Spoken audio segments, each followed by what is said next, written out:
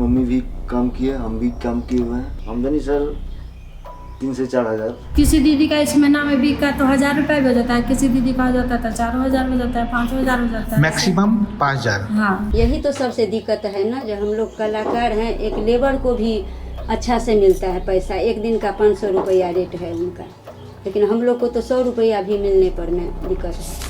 दिन की कमाई देखें तो 100 रुपये से 125 रुपये और महीने के महज 2000 से 5000 रुपये। लेकिन पूरी साड़ी पर इस पेंटिंग को उकेरने में लगते हैं 20 से 22 दिन। साड़ी पर मिथिला पेंटिंग उकेरने वाले लगभग हर कलाकार की यही कहानी है। मधुबनी कलाकारों की क्या स्थिति है और क्यों वो बेहतर मेहनताने और पहचान की लड़ाई लड़ रहे हैं, जानेंगे इंडिया टुडे मैगजीन में छपी हमारे साथी पुष्यमित्र के खास रिपोर्ट के जरिए।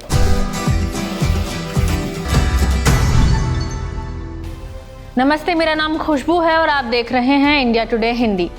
बिहार के लोक कला और शिल्पों पर कई किताबें लिख चुके और उपेंद्र महारथी शिल्प अनुसंधान संस्थान के पूर्व निदेशक अशोक कुमार सिन्हा कहते हैं कि भारत सरकार के आंकड़ों के मुताबिक मिथिला पेंटिंग के क्षेत्र में सक्रिय कलाकारों की संख्या 40,000 के आसपास है। उसमें 2/3 महिलाएं हैं और इन 2/3 महिलाओं का 25% साड़ियों पर मिथिला पेंटिंग के चित्र उकेरने के काम में जुटा हुआ है। काम का मेहनताना कलाकार के हिसाब से तय होता है। इन्हें 2000 रुपए से लेकर 10,000 रुपए तक मेहनताना मिलता है, लेकिन ज्यादातर कलाकारों को केवल 2000 से 2500 रुपए ही मिलते हैं। आम बजट वाले दिन जब वित्त मंत्री निर्मला सीतारमण मिथिला पेंटिंग वाली साड़ी पहने नजर आईं, तो मिथिला की इस कला ने पूरे देश का ध्यान अपनी तरफ खींचा। इसके बाद ऐसी साड़ियों की मांग में अचानक तेजी आ गई। इस मांग को भुनाने के लिए पटना और मुजफ्फरपुर स्थित खादी मॉल में वहां के प्रबंधकों ने 15 से 23 फरवरी के बीच इन साड़ियों की बिक्री का स्पेशल ड्राइव चलाया। इस दौरान पटना में 6 कलाकारों को बुलाकर वहां ग्राहकों को इस पेंटिंग का लाइव डेमो दिया गया। ग्राहकों ने इस अवधि में सिर्फ पटना में 895 साड़ियां खरीदी, जिससे मॉल को 56 लाख रुपए की आमदनी हुई। मुजफ्फरपुर में भी इस अवधि में 2 कलाकारों का लाइव डेमो किया गया और वहां 16 लाख रुपए की साड़ियां बिकी। वंदना के गांव मधुबनी जिले के रांटी में अचानक दूर दूर से कारोबारी आने लगे और यहां जितनी साड़ियां तैयार थी उन्हें बटोर कर अपने साथ ले गए। वंदना जैसी कलाकारों को इसका सिर्फ इतना फायदा हुआ कि उन्हें अब काम की कमी नहीं है, मगर उनका मेहनताना जस का तस बना हुआ है। मधुबनी पेंटिंग वाली साड़ियां बाजार में ऊंचे दामों पर बिकती हैं, लेकिन वंदना जैसे कलाकारों के लिए इस काम का मेहनताना इतना कम क्यों है? इसके जवाब में वंदना कहती हैं, हम अवार्डी तो नहीं है ना। अच्छा, आपको अवार्ड नहीं मिला है और ना डायरेक्ट हमको किसी से संपर्क है। अच्छा, आपके पास ग्राहक नहीं आते हैं? नहीं, हम बिचौलिया वाला काम करते हैं। बिचौलिया आपको काम देते हैं? हाँ, उसी का काम करते हैं। तो वो हमको फायदा थोड़े ना देंगे, वो तो अपना फायदा खुद रखेंगे। तो मान लीजिए कि ये साड़ी आप करके उनको देंगे तो उनको कितना पैसा मिलेगा?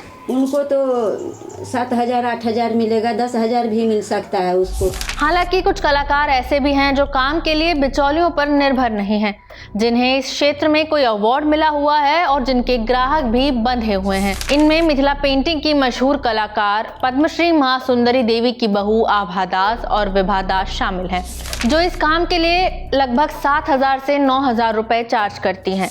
मेरे पास अगर 10 साड़ी आ गई तो 10 तो हम बनाएंगे नहीं, 10 महीना लगेगा हमको बनाने में। तो मैं ना अपना जो मेरे हैं, जिसको मैंने ट्रेनिंग दी हुई है, उसको मैंने दे देती हूँ बनाने के लिए। मेरे अभी जो कस्टमर कुछ हैं बहुत सारे, वो है दिल्ली के, मुंबई के, बेंगलोर के, इंदौर के, सूरत के, यही 5-6 जगह का है। इन दिनों सबसे ज्यादा काम रांटी की ही पद्मश्री दुलारी देवी के पास पहुंच रहा है, क्योंकि वित्त मंत्री सीतारमण ने उनकी ही बनाई साड़ी को पहना था। दुलारी देवी को साल 2021 में पद्मश्री सम्मान मिला था। अपनी मातृभाषा मैथिली में वो बताती हैं कि जब निर्मला जी का यहाँ आना हुआ तब सभी लोग ये विचार करने लगे कि वो पहली बार मिथिला आई हैं, उन्हें कोई अच्छी सी साड़ी विदाई में दी जानी चाहिए। तो उन्होंने कहा, मेरे पास एक अच्छी साड़ी है। लोगों को वो साड़ी पसंद आ गई और वही साड़ी उन्हें दुलारी देवी के हाथ से दिलवा दी गई। वित्त मंत्री को गिफ्ट करने के लिए ये साड़ी उनसे 10,000 रुपए में खरीदी गई थी। मगर हर कलाकार की किस्मत दुलारी देवी, आभा दास और विभा दास की तरह नहीं है। ज़्यादातर कलाकारों की हालत वंदना जैसी ही है। इसकी वजह यह है कि जो फोर फ्रंट पे है, सिर्फ हम उन्हीं से आकर्षित होते हैं, उन्हीं को काम देते हैं। जो पीछे काम कर रहे हैं उनको हम, जिनको अपना प्रमोशन करना नहीं आता है, उनको ना हम ट्रेनिंग दे पा रहे हैं, ना प्रोफेशनली हम उनको इवॉल्व कर पा रहे हैं, चाहे किसी भी NGO के थ्रू, चाहे सरकारी पॉलिसी के थ्रू। तो इस वजह से वो पीछे छूट जा रहे हैं। ऐसे बहुत सारे आर्टिस्ट हैं जिनको काम मिलता ही नहीं है और वो दूसरे आर्टिस्ट से काम लेके आते हैं। एक आर्टिस्ट कैसे जैसे उसके पास बहुत सारा काम है तो वो फिर उसमें कमीशन खोरी करके अपने दूसरे आर्टिस्ट को काम दे देते हैं। इन कलाकारों की मजबूरी और इनके साथ होते शोषण की एक नहीं कई परतें हैं। बिहार सरकार ने अपने आजीविका मिशन जीविका के जरिए इन कलाकारों को शोषण से बचाने के लिए समूह तैयार किए और उन्हें पेंटिंग करने के लिए जगह और बाकी ज़रूरी चीज़ें मुहैया कराईं। मिथिला पेंटिंग के लिए मशहूर एक अन्य बड़े गांव जितवारपुर में भी एक ऐसा ही केंद्र है, मधुबनी जिला कला जीविका उत्पादन केंद्र। दोपहर के वक्त उस केंद्र में करीब 25 से 30 महिलाएं एक साथ बैठकर दुपट्टों पर मिथिला पेंटिंग बनाती नजर आती हैं। जो माल बिकता है उसमें कपड़े और पेंट ब्रश की लागत काट कर मुनाफा कलाकारों को दे दिया जाता है। इसके बावजूद इस सेंटर के कलाकार महीने के महज 2000 से 5000 रुपए ही कमा पाते हैं। इसकी चित्रकला का और प्रचार हो, हर टीवी पर, हर चैनल पर दिखाया जाए, अच्छा प्रोग्राम हम लोग के दिया जाए। जैसे पटना मिलता है गांधी मैदान में तो 15 रोज के रहता है, लेकिन वहाँ प्रचार नहीं होने के कारण उतना अच्छा सेल नहीं रहता है। हाँ, दुकान के भी अच्छा जगह के नहीं ना देता है। जैसे अभी दिल्ली लग रहा है तो दिल्ली को हम लोग को प्रोग्राम नहीं मिला है। मतलब आपका ये मेला में? हाँ, मेला में। दिल्ली के मेले में आपको दुकान नहीं मिली? दुकान नहीं मिल रहा है। बॉम्बे है, बांद्रा है, इस सब जगह के हम लोग के नहीं मिल रहा है। इस कला और इसके कलाकारों पर सिर्फ शोषण और कम मेहनत आने का ही खतरा नहीं है, एक नया खतरा साड़ियों पर डिजिटल मिथिला पेंटिंग का भी है। अशोक कुमार सिन्हा कहते हैं, सबसे स्याह और गंभीर पक्ष ये है कि आजकल बाजार में डिजिटल प्रिंट वाली मिथिला पेंटिंग साड़ियों का चलन आ गया है। ग्राहक फर्क नहीं कर पाते कि हाथ से बनी साड़ी कौन है और डिजिटल प्रिंट वाली कौन सी। मिथिला पेंटिंग को GI टैग भी मिला है, उसमें डिजिटल प्रिंटिंग को मान्यता नहीं मिली है।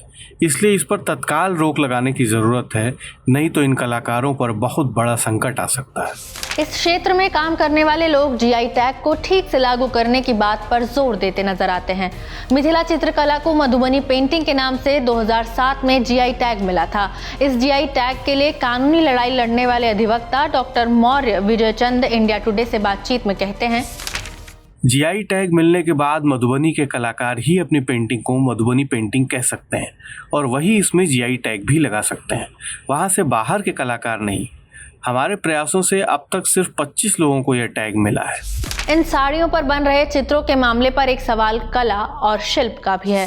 तो यही ज़्यादा फैलेगा, क्योंकि जो बिगर कम्युनिटी है जो सिर्फ हुनर तक ही सीमित रह जाती है, जो हुनर सीख लेती है आसपास से या कोई NGO के किसी प्रोग्राम से या इस तरह के कई सारे डेवलपमेंट प्रोग्राम से, तो उन्हें एक हुनर मिलता है जो बहुत बड़ा तादाद है, बहुत बड़ी कम्युनिटी है। तो उनके लिए कपड़ा पे काम करना एक कॉमर्शियल एक्टिविटी है और एक एम्प्लॉयमेंट भी है। तो जाहिर है ये फैलेगा। बहुत सारे लोग इसको अपना, नई पीढ़ी के लोग भी रोजगार का जरिया देखते हैं, तो वो पहलू बहुत अच्छा है। लेकिन क्या ये इस तरह से फैलेगा, इसी तरह से फैलता रहेगा, तो क्या ये कला के रूप में सर्वाइव कर पाएगा या कभी ये इस दिशा में जा पाएगा, या सिर्फ एक कॉमर्शियल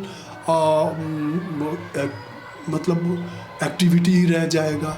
यानी मधुबनी कला को अभी 2 मोर्चों पर जंग लड़नी है। पहला, स्थानीय कलाकारों को बेहतर मेहनताना और पहचान दिलाने के लिए। दूसरा, इसे कमर्शियल एक्टिविटी तक न सीमित रखते हुए कला के रूप में विकसित करते रहने के लिए। इन कलाकारों के छिनते हुए अधिकारों और स्थिति को बेहतर करने को लेकर आपकी क्या राय है, हमें कमेंट बॉक्स में बता सकते हैं। वीडियो में इतना ही, शुक्रिया। इसी तरह की तसल्ली से भरी हुई एक्सक्लूसिव रिपोर्ट्स देखने के लिए सब्सक्राइब करें इंडिया टुडे हिंदी का YouTube चैनल और बेल आइकन जरूर प्रेस करें ताकि वीडियो अपलोड होते ही आपको खबर हो जाए।